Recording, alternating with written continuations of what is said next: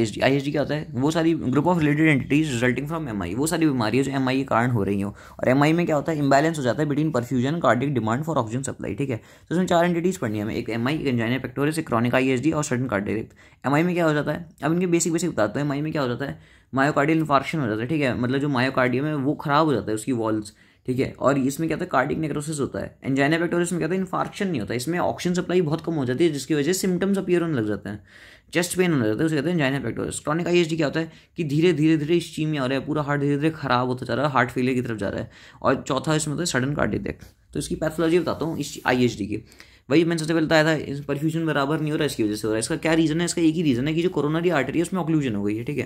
तो क्या क्या रीजन हो सकते हैं? उसमें एथेरोस्क्लेरोसिस हो गया, थ्रोम्बोसिस हो गया, वेसोस्पाज्म हो गया, कोई प्लेक चेंज आ गया उसकी वजह से। अब ना इसमें मैंने बता रखा है कितना परसेंट कितना डेंजरस है। अगर मान लो 70% डेंजर, 70% ऑक्लूजन हो गया इसका, इसे कहते हैं क्रिटिकल स्टोनोसिस केस है ये। तो इसमें क्या हो जाएगा? सिम्टम्स अपीयर होने लग जाएंगे, ठीक है। और ना अगर इंसान एक्सरसाइज करेगा तो उसे दर्द होने लग जाएगा, इसे कहते हैं एक्सर्शनल एंजाइना, ठीक है। और अगर इस केस में वेस्टोडाइलेटस भी दिए जाए ना बल्कि कोरोनरी आर्टरी के, तो वो भी इंसफिशियंट हो जाते हैं। और अगर 90% ऑक्लूजन हो गया ना, तो अगर इंसान रेस्ट पे भी है ना तो भी उसको पेन हो जाएगा। और अगर जो स्लो डेवलपिंग केसेस होते हैं, ठीक है, उनमें क्या होता है? अगर मान लो कोई धीरे धीरे केस डेवलप हो रहा है तो क्या हो रहा है? कोरोनरी ब्लड सप्लाई की बहुत ज़्यादा अच्छी अनास्टोमोसिस होती है, तो धीरे धीरे वो जो चैनल्स होते हैं वो ओपन हो जाते हैं, ठीक है। तो उसकी वजह से ये कंडीशन डाइवर्ट भी करी जा सकती है। लेकिन जो एकदम शार्प डेवलपिंग होते हैं उनमें MI के चांस बहुत ज़्यादा रहते हैं। तो अगर डायग्नोस्टिकली चेक करने हो ना, तो सबसे अब ना हम क्या कर सकते हैं इसमें? या तो ये देख सकते हैं कि कितना, अब दो पैरामीटर्स अगर हमें चेक करना है कि पेशेंट को कोरोनरी आर्टरी में दिक्कत है या नहीं है, तो दो चीज़ें, या तो हम उनकी ऑक्लूजन देख सकते हैं कितना ऑक्लूजन हुआ है, या हम देख सकते हैं कि उनका फ्लो रेट कितना है, ठीक है।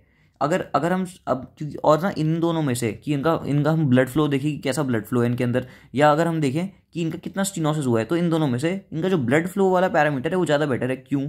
लोकल स्टीनोसिस में क्या है कि ऐसा हो सकता है हम कोई ऐसी आर्टरी देख रहे हो जिसका ऑक्लूजन हो रखा है, लेकिन उसमें कोई अनास्टोमोसिस चैनल ऐसा चल रहा हो जिसकी वजह से ब्लड सप्लाई हो रही हो, ऐसा हो सकता है। तो इसलिए ये इतना बेटर ऑप्शन नहीं है, बल्कि ज़्यादा बेटर ऑप्शन क्या है कि अगर हम ब्लड फ्लो देखें कि आर्टरी में की ब्लड फ्लो हो रहा है कि नहीं हो रहा है, तो blood flow is a better option than checking the stenosis.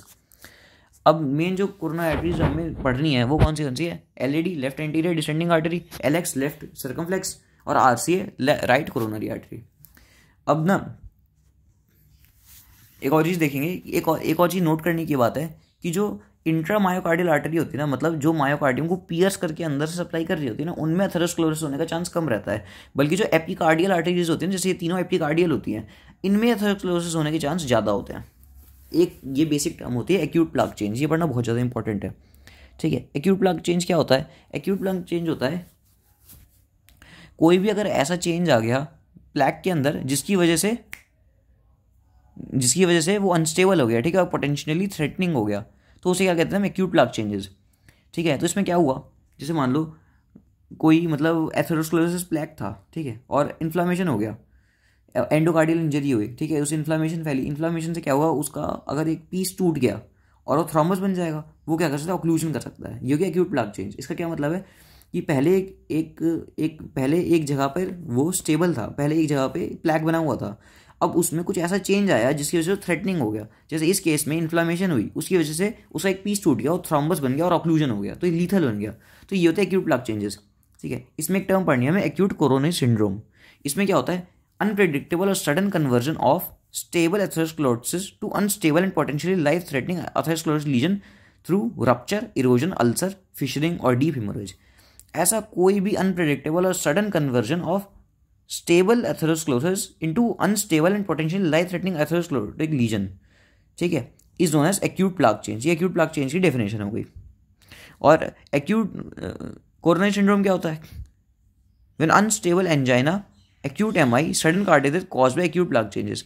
अगर एक्यूट प्लाक चेंजेस के कारण अनस्टेबल एंजाइना हो जाए, MI हो जाए, सडन कार्डियक डेथ हो जाए, उसे कहते हैं एक्यूट कोरोनरी सिंड्रोम, ठीक है। और इसमें कॉन्सिक्वेंसेस ऑफ MI एक और चीज़ बता रखी है कि MI के कॉन्सिक्वेंसेस क्या क्या हो सकता है। MI किसी को आ रहा हो तो क्या क्या हो सकता है उसके साथ? एक तो स्टेबल एंजाइना। स्टेबल एंजाइना में क्या रहता है? अगर हार्ट डिमांड तो हाई है लेकिन परफ्यूजन कम है कैड के कारण, ठीक है, लेकिन स्टेबल एंजाइना है, ठीक है। ये होता है अनस्टेबल एंजाइना। अगर स्टेबल एंजाइना में एक्यूट प्लैक चेंज आ गया और ज़्यादा सीवर ऑब्स्ट्रक्शन हो गया, ठीक है, तो अनस्टेबल एंजाइना में आएगा।